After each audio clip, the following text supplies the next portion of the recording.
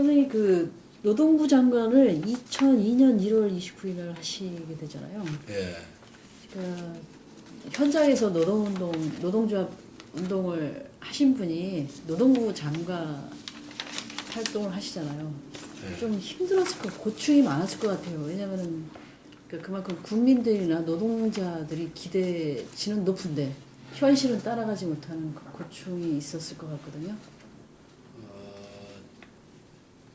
그걸 이 국민들은 알아요. 아, 장관 된다고 모든 것을 다 해결할 수 있는 게 아니다. 대통령도 다 못하는 장관이 무슨 소리를 하겠어요? 국민들도 다 알지요. 다만 그런 거를 모르는 것이 아니라 인정하지 않으려고 하는 것이 보통 노동조합들 간부들이죠.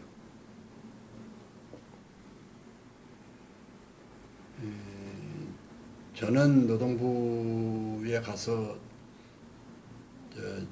장관이 이렇게 되니까 양대 노총에서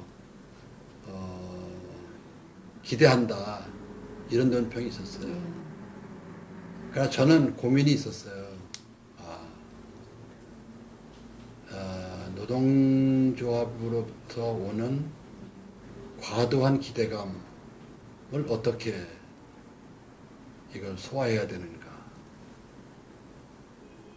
또 기업으로부터 오는 지나친 그러한 어떤 불신, 우려 이런 것들을 또 어떻게 이해시켜야 되는가. 네. 그 틈바구니에 노동부 정책의 책임자가 있는 거예요. 그러니까 어렵죠. 그런 측면에서. 그렇다고 해서 절충적으로 가는 것은 더 어렵잖아요. 그러니까 저는 노동부 직원들에게, 간부들에게 처음에 가서 한 얘기가 그 얘기예요.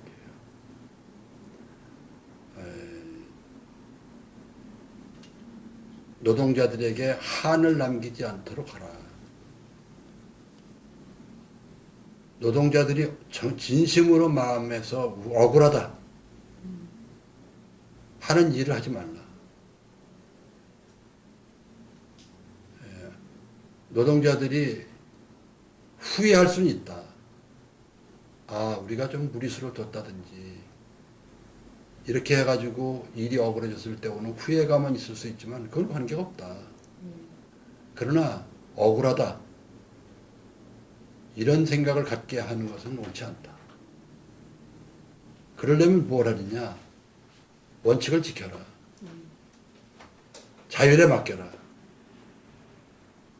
원칙을 지키되 자율을 맡겨라. 자율교섭, 자율타결의 원칙하에서 모든 일을 하는 것이 옳다. 그러면 억울하다고 생각하지 않을 것이다. 그렇게 생각했죠. 그렇게 했죠. 1년 3개월. 예, 어느 정도 그 자율 1년 3개월이 짧긴 하지만 그 시정이 되는 거는 보고 나오셨나요? 아, 시정이 되는 게 아니고 그렇게 했죠, 일을. 예를 들면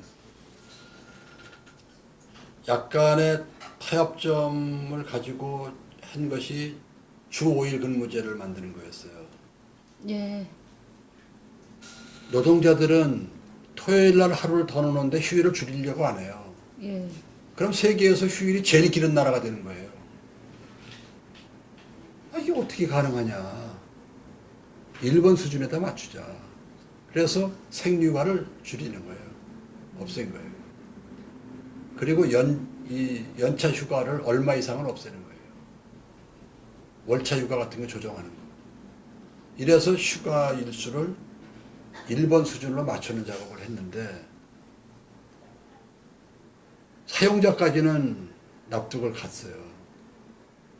근데 노동조합에서 끝내 동일하지 않아가지고 합의를 이루지 못한 상태에서 공익위원들의 의견을 받아가지고 국회에다 제출했어요.